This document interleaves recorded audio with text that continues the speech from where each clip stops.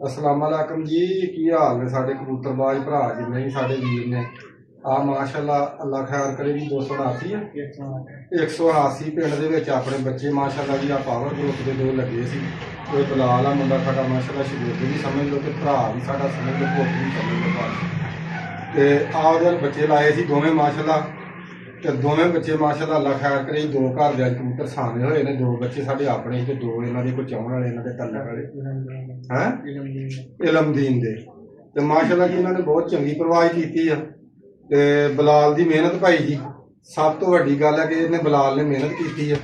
10-15 दिन हो गए सी इहदे घर उड़दियां नूं ते इह जित्ते अज। ते भाई जी बाकी जिन्ने भी साडे शकीन भरा ने सारिआं ते मार यार कैमरा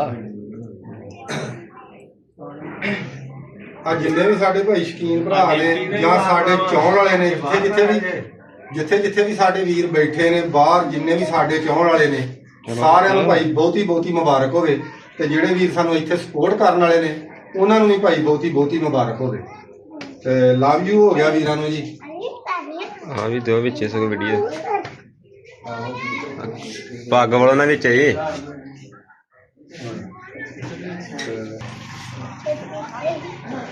चल पी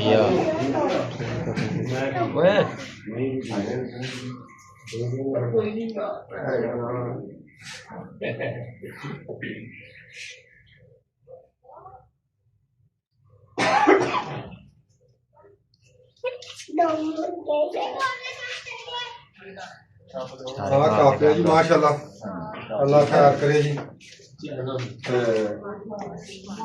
आ बच्चे जिहड़े अज जिते ने जी उन्हां दी नाम है उन्हां दा।